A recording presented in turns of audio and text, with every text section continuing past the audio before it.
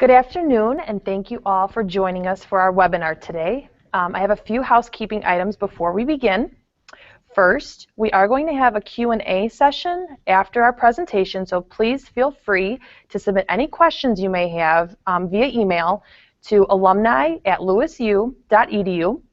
Immediately following our live broadcast, the webinar will be available on our YouTube channel and on our website, which is www.alumni.lewisu.edu. I'm very proud to introduce Sharon Rangel and Shawn Terrell, who will lead an encore presentation of their breakout session from the 2014 Celebrating Women in Leadership Conference about the importance of mentoring. Sharon is the Executive Director of the Illinois Organization for Nurse Leaders, and she has been a nurse for over 25 years. Sharon has earned her master's degree in nursing and business from Lewis University and is also a member of the Lewis University Alumni Association Board. Shawn earned her bachelor's degree in nursing from Lewis and has over 40 years of nursing experience. She previously acted as the Vice President and Chief Nursing Officer of Adventist Hinsdale Hospital and recently earned her doctorate in nursing practice from Rush University. I'm pleased to present Sharon Rangel and Shawn Terrell.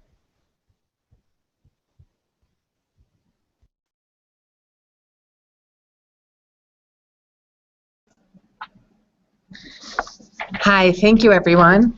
We're thrilled to be here to present Mentoring. Knowledge is useless unless it is shared. This is Sharon Rangel, and I'm pleased to present with my colleague Shawn Terrell, who's a wonderful, wonderful leader in Illinois.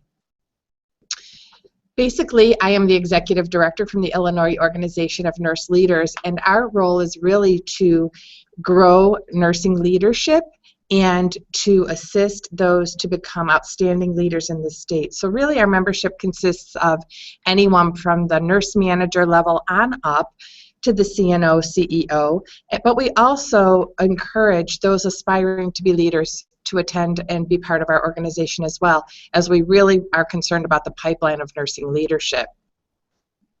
Shawn will speak shortly, and she'll offer great insights into our discussion about mentoring. The objectives are posted here. Really, we wanted this to be an interactive session. We want you to get a lot of information, but also materials that you can use right away once this webinar is over to assist you in mentorship and your mentorship pursuits. It's very important nowadays to be involved with mentorship and to be a mentor yourself, and we'll explain why shortly. And again, we encourage you to submit any questions you might have to alumni@lewisu.edu, and we would also like to hear, if you have time, to shoot us a quick email during the presentation and let us know was there one thing during our speech or something that really resonated with you that you were able to take away from this presentation. We would appreciate hearing that, and I'm sure others would as well. We want to talk first about a video clip Shawn and I discovered. It's a clip by Sheryl Sandberg, who is the COO of Facebook.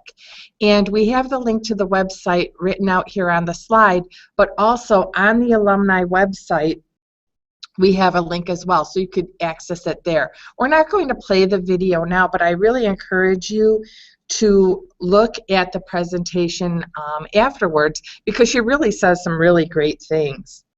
But really, just to summarize that video,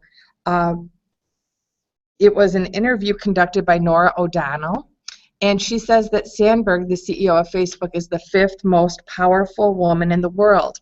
And what's interesting is, despite her success, she is insecure and she feels like an imposter. And I wonder how many of us feel that way as well.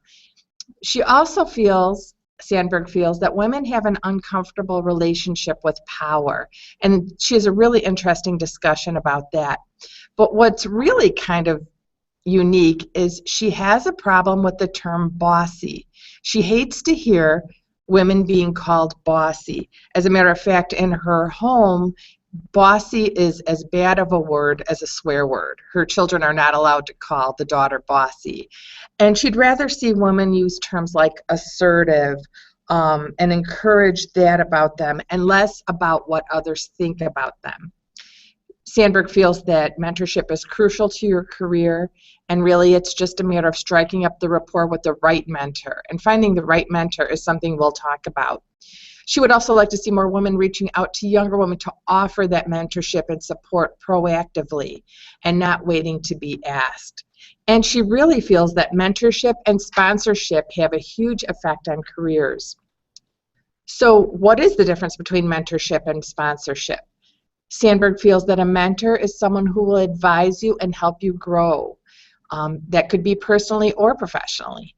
But also a sponsor is a little bit different. Those are the people that will go to bat for you. Those people that will help get you an in somewhere, or help you with your career, or give you a reference, or really take that next step for you. Sandberg feels both are necessary for success. We are going to use a working map concept in this presentation, and there is a link to this map on the alumni website. But really, we hope that you use this document as we go along, so as we're speaking, maybe some ideas will come up, or you'll have memories, or you'll think of something that you can jot down on this mentorship map, and then that will really assist you by the time you're off of this webinar to have a plan or to have some thoughts, and you've already done a lot of the work while listening. So it's really just a basic form, really. It asks first that you assess your needs. What job do you have? What skills do you use right now? Where are you professionally? And then where do you want to be? Maybe not a title, because especially in careers like healthcare, titles change from organization to organization. But what skills do you want to have? What do you want to be able to produce? What do you want the outcome of your work to be? So where do you aspire to be? And then after that, the next step is to conduct an inventory.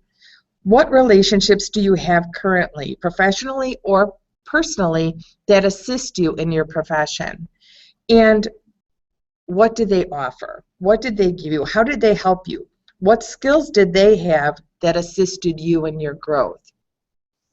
Once you've done a lot of work there, looking at what you have and what worked for you, and then what you need, you simply subtract.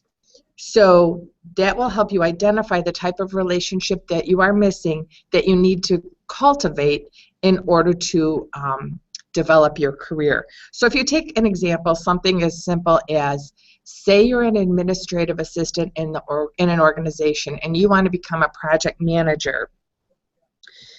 And your list only has administrative assistants or those with the same skills as you. You really want to take that uncomfortable step and go outside your circle of cohorts. And you want to find someone who maybe is currently a project planner, or maybe someone who isn't in that role but has great skills in project planning. So you really want to break out of what's comfortable and into the next circle. The other thing you want to look at is, what would the ideal mentor look like to you? What is their skill set? Not every person will click with you, so you want to make sure that they have personality traits that will work well with you. Once you've identified that, the next step is to cultivate a relationship. Who is a potential mentor? Identify someone. Ask your friends, do they know someone who has these skills? Really kind of reach out and look at different people. Then work on building a relationship with that person. It doesn't have to be formal. You don't have to walk up to them and uncomfortably ask, will you be my mentor? But you can say, you know, tell me about your job, and just kind of pick their brain a little bit and talk, develop a relationship, seek opportunities to connect with those people or groups of those people. So maybe if you are that administrative assistant, you might look at attending an association meeting of project managers where there's hundreds of project managers in the same room. Consider developing a mentor network and include peers in that process, because I'm sure there's other people like yourself who have those same goals. And then most importantly and lastly is to pay it back. What can you offer as a mentor? What skills do you have that you'd like to help someone with? And who can you identify? Whenever I'm out and about, I'm always looking at the younger generations and saying, oh, she's or he is really bright. I'd like to talk to them and encourage them and develop a relationship with them to try and give back a little bit. So if you use this map while we're talking, jot down thoughts as they come up. I know when I did this myself, I was remembering people from many, many years ago that I had forgotten about who actually were mentors to me. So it's a really good process. Then you really want to spend some time thinking about mentors. And this is really, you know, your work. You might think that mentorship is someone's going to help me, but really you have to take a lot of time yourself to plan and prepare and to think. So when you're thinking about mentors, you really want to spend some time contemplating your future mentor. But you want to use your head and your heart, not just your head. And you start by asking yourself some really basic questions. First, describe the best mentor you have known. Where did you find that person? How did you use them? How did they help your career? What made them special to you? Why do they stand out in your memory and your career? What change did you see in yourself from your relationship with that person? So you may consider journaling. You might, I'm kind of a bullet point list kind of person. I might make lists. However, you can start thinking about this mentor. What qualities did they have to make them the best mentor for you? The next question you would want to look at, and oh, I think I skipped, no, that's right. What barriers do you have to using a mentor? Sometimes there's things that stand in our way. And if you figure out what those are, then you'll find ways to find solutions to that problem. Have you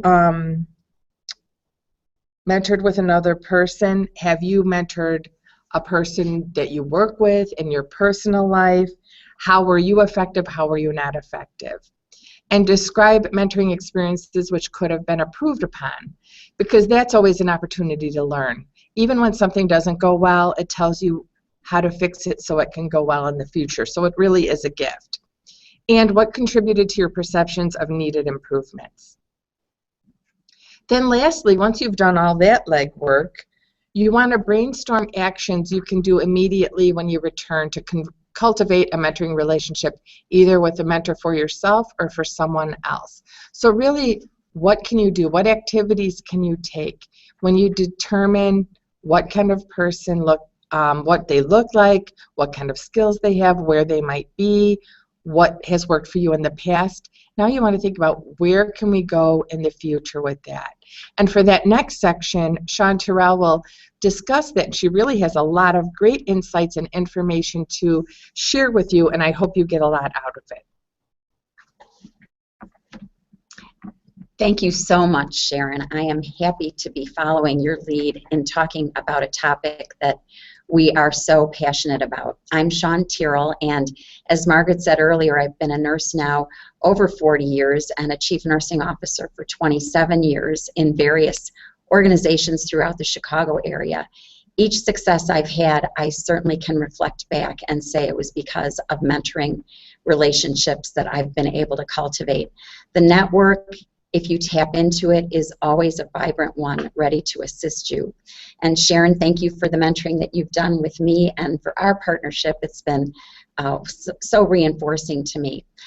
When Sharon and I started looking at the topic of mentoring to prepare for this presentation last year, we, of course, did a literature search, but we really started tapping into a lot of information online. And I'm going to share some more golden nuggets that we learned along the way. Sharon shared about Sheryl Sandberg's perspective on mentoring. The TED Talks that I'm going to be sharing specifically are also at the end of the talk on the reference list. I encourage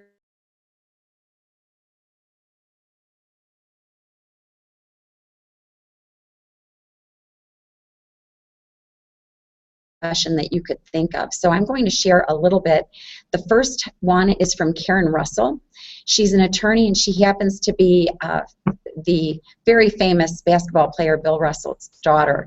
And she reflects not only on the victories that she's had specifically professionally, but on her relationship with her dad.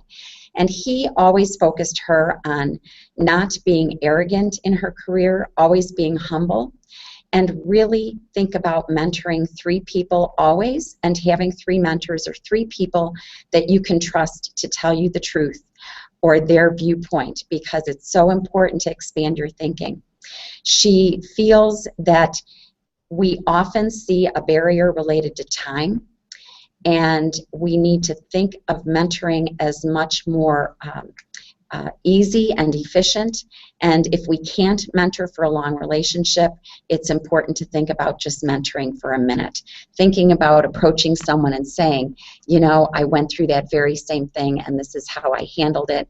Or seeking someone out very easily, short term, just to say, can I ask you a question? I'd love to tap into your wisdom on this topic. My favorite statement that she made, and this comes from her dad, is mentor for a reason, a season, and a lifetime. There's another individual online, American author, lecturer, scholar, screenwriter. His name is Phil Cousineau, and his talk is Pass the Torch. He views mentoring as an obligation. He reinforces that mentoring has been elevated in his eyes, that it can change your life and it will change the other person's life. Because even as a mentee or a mentor, you're tapping into someone who can refresh your thinking and give you a different perspective. Lori Hunt is an individual that actually will share her story in her presentation on the power of mentoring. She shares that she flunked out of college twice. She had been seeking what she thought others wanted for her, and they were career paths that actually did not tap into her passion. She benefited by someone from her church approaching her. These were individuals, a couple that had known her and had seen her work and actually said to her, you know, have you ever thought about pursuing this? It seems to be your passion, and we notice that you are so good at this.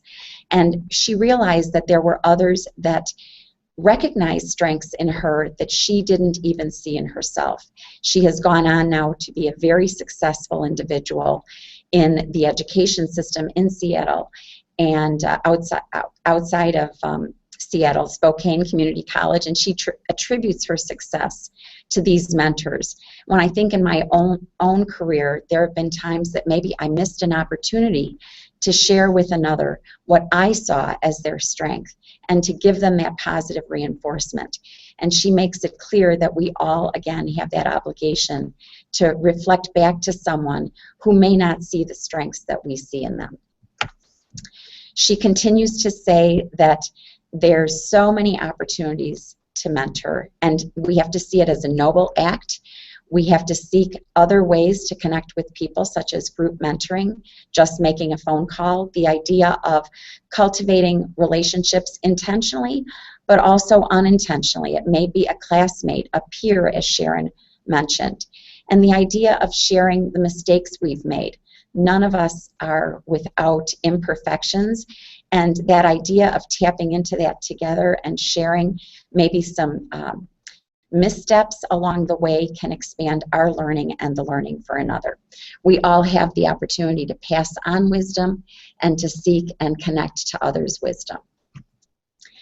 I really want to encourage you also to take a look at the presentation by Cam Phillips, Mentoring Will Change the World. What she did for me is open me up to the idea of looking at helping to build relationships with our youth, high school students, college students. She wound up actually starting a nonprofit because of the success that she had with mentoring, both in her own situation and in mentoring others. She talks about what she considers the major 3 factors in her success.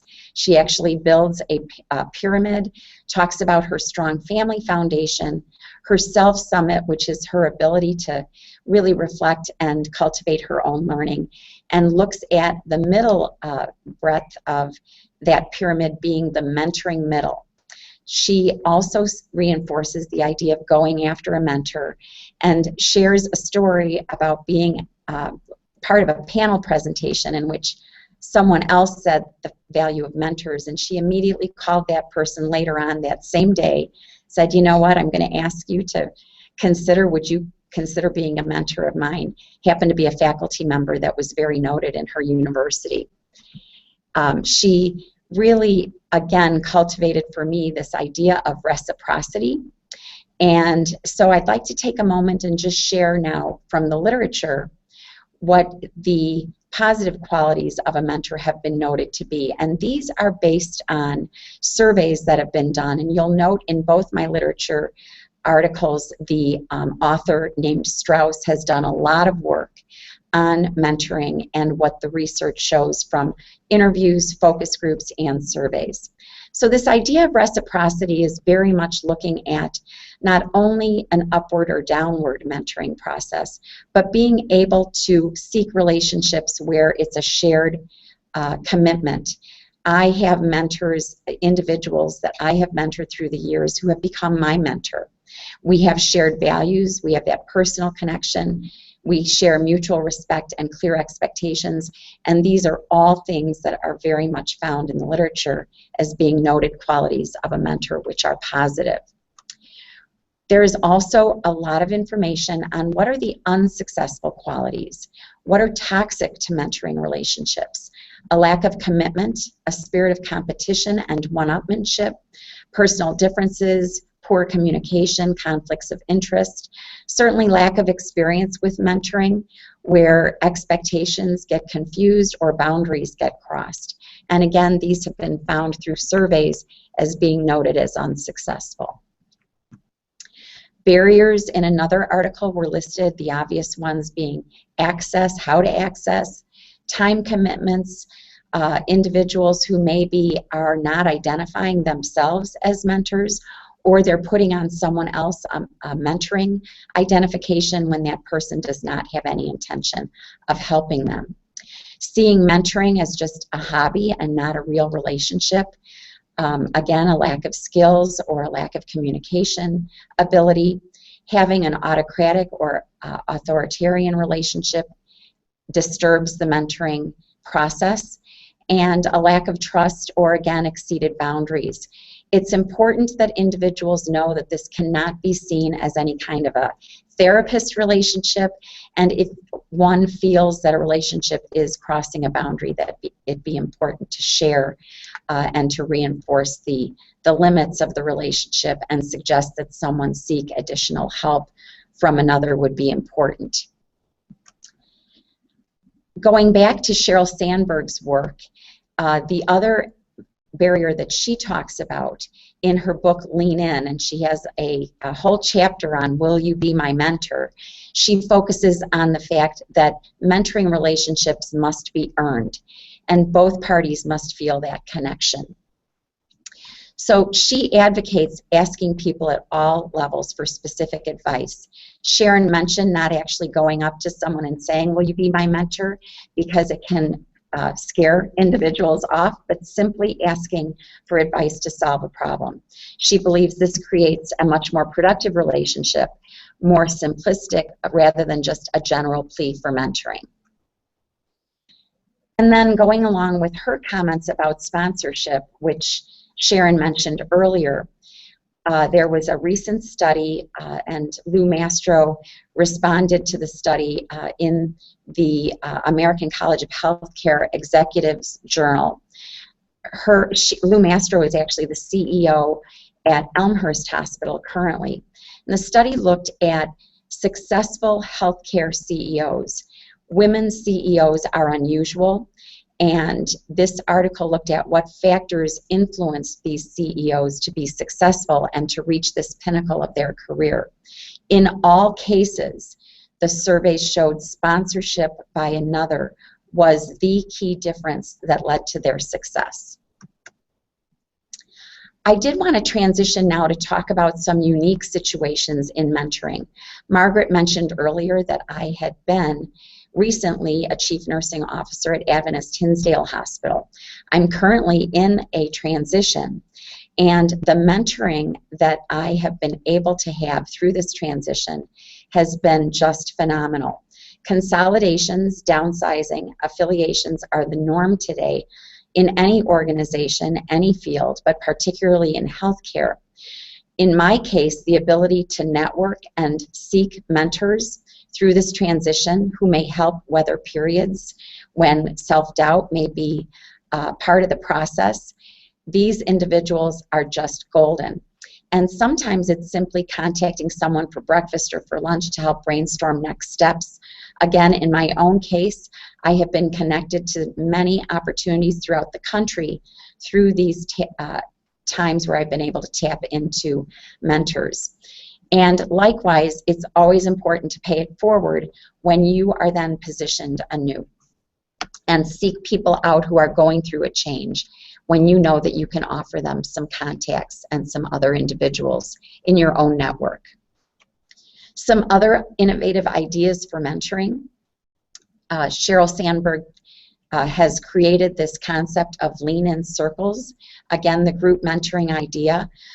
In nursing, we've had a phenomenon recently called nursing salons, where these are a group of nurses getting together from all walks of our profession to talk over dinner and just tap into each other's wisdom. Contacting a colleague peer-to-peer, offering reciprocity each time. I know in my own case, I can pick up the phone anytime and call another chief nursing officer and ask that individual, and in many cases we are competitors, but we can offer them we can offer each other that benefit of our own experiences. So always when I am talking to an individual and getting advice by phone of what they did to get through a certain problem that we all have experienced as chief nursing officers, I always at the conclusion of the call offer to reciprocate in any way, because again, we all have value of our experiences. The idea of reverse mentoring is also mentioned in some of the literature and some of the TED Talks, this idea of seeking out a mentor that you've had and then offering them the benefit of your recent experience. Internal versus external mentors, I also wanted to highlight just briefly that it's always great to have internal mentors within your own organization. They can help you with politics, with the do's and don'ts within your professional environment. Some of the things that they've learned work well, some of the things that don't. But it's also important to have external mentors, those individuals that are possibly from your last place of employment, or someone that you've admired from your college career, or someone that you've met through a professional organization such as IONL. These external mentors can give you a whole other perspective. Sharon already mentioned the idea of don't ask, and I've reiterated it, but really asserting yourself in unique ways, offering suggestions, easy comments such as, I had a similar situation when. There are individuals that have a tough time reaching out to ask you for advice, but being able to stop after a meeting and talk with someone, debrief with them. You know, I noticed when you mentioned that, I had a similar experience and this is how I tackled it. The other suggestion that Cam made in her presentation on the TED Talk was the idea of actually scheduling a meeting. People do not have time typically for a hallway conversation always, or a knock on the door. But if you can call an administrative assistant and say, is it possible that I could get in to see him or her for 20 or 30 minutes? I just wanted to talk over a problem. May give that person undivided attention to you and enable you to benefit much more dramatically. And then I have to mention never burning a bridge. There's still benefit in going back to individuals and debriefing after the fact, after you've left a place of employment. And in my own case, I have always followed up with a thank you, encouraged thank you notes, and really, again, expressing that appreciation. Be sure not to forget the person also that's working side by side with you, or the person that is just ahead of you or following you in an organization.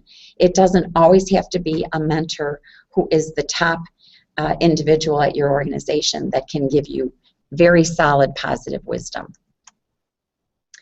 I did want to conclude with just a couple of more recent articles that have come into my awareness. The first is something that I found very positive in the Chicago Tribune just last month, and they reported on the Millennial Leadership Study conducted by Workplace Trends and Virtuali, a leadership training firm, and it reinforced that 91% of our millennials aspire to be leaders. So these are individuals in their 20s and early 30s. They crave learning and experiences. And the whole focus of this research group's article reinforces that we have to commit to helping these young people who are so eager to carve out their own paths and make a positive difference. We must reach out to them. And when I'm thinking about certainly 40 years as a nurse, I may forget that there's individuals that really could benefit from a relationship. So that idea of really connecting with the next generation and seeing it again as an obligation to help cultivate the up-and-comers who are going to be following us and leading future generations. They need help and guidance, and we need to give them experiences that they can build on. Anyone would be foolish not to harness that desire through mentoring opportunities. I wanted to also mention that there's more articles and studies that actually look at proven benefits. Just recently in the American Psychiatric Journal this past November, their magazine reinforced the lifelong benefits of mentoring. They've actually studied outcomes that are focused on greater engagement and enthusiasm, that mentors actually stay sharp and keep abreast of developments in the field, better professional relationships, and there was one study that was even referenced that I was actually unable to find that attributed mentoring to some positive physical health benefits. So we wanted to conclude with going back to the title of our presentation, Knowledge is Useless Unless It Is Shared. And both Sharon and I feel very strongly that it's important to make this a conscious next step. As you debrief next steps, we'd like you to really think about what would one key takeaway be that you will commit to start doing, stop doing, or continue doing as it relates to mentoring or being mentored. Because that, if you can write it down and make a commitment to that, you will be much more likely to follow through on that relationship, which needs to be cultivated either way. At this point, we are going to pause and look at some of our questions. Yes, Shawn, we have one question from Marie from Joliet. She asks, is there a way a mentee can show appreciation or recognition to thank their mentor? What is appropriate and what do you recommend? What a great question. Well, I did mention that the personal notes always are a positive. One thing that I have really loved is I recently had an experience where an individual approached me several years later to let me know that the mentoring relationship benefited them. This was an individual that I actually had precepted as she was going back to school for her master's degree. For about a year, we cultivated a very strong mentoring relationship, and it's at least 7 years later now, and she recently contacted me just by email to tell me that she was still using some of what we had discussed and cultivated together. It meant the world to me. So often it's just reconnecting. I love the idea too of if it's been a long-term mentoring relationship, trying to get together with that person, connecting with them at conferences, and reminding them of the role that they played in your success. Sharon, any ideas from your own background? Right. The other thing I could think of is maybe in that profession there's some type of awards that are given out, and I know very often in award giving organizations are looking for those recommendations from people. If this was a really great mentor and there's some type of an award that their profession gives, maybe consider submitting their name as a possible award winner. That's always appreciated. Great idea. And let's see if we have any other questions. Nope, it looks like we don't have any other questions at this time. We will be turning it over to Margaret to say a few more words, but we did want to take a minute to thank both Margaret and Kelly for assisting us in this webinar. And Shawn, if you wanted to add any words. Yes, well, we want to thank all of you also for participating today. We hope that you have been able to connect to the passion that we both feel on mentoring. And we'll turn it back over. Thank you. Well, thank you, Sharon and Shawn. It was an amazing presentation, and thank you, Marie and Joliet, for your question as well. If you enjoyed their presentation and would like to hear more from Lewis alumni who are leaders in their field, please plan on attending the 2015 Celebrating Women in Leadership Conference. That's where this wonderful mentoring presentation debuted, and we are fortunate enough to be doing our conference again. It was such a wonderful event. Last year was the inaugural event, and we had over 100 women in attendance. As you can see, that link below to our webpage, www.alumni.lewisu.edu/women-in-leadership. You can go there right now and register. Registration is available online. It is open. You'll notice that if you register before September 18th, you'll receive the early bird rate of $25. Afterward, the price will be $35. And you'll notice that it is free for current Lewis University undergrad and graduate students. So if you know of any students, this is such an amazing opportunity, and they just talked about mentoring. This might be the first steps in creating a relationship for a student with a leader in the field that they wish to pursue. So this is a really wonderful opportunity. So please share it with other alumni, but also current students of Lewis as well. And also, if you are a graduate of the class of 2015, you will also receive free admittance to our conference. For students and members of the class of 2015 to register, you will have to call me directly. You feel free to email me or give me a call at 815-836-5944 to make your reservation. Once again, I'd love to thank Sharon and Shawn for being with us today, and I want to thank all of you for participating and joining in our webinar.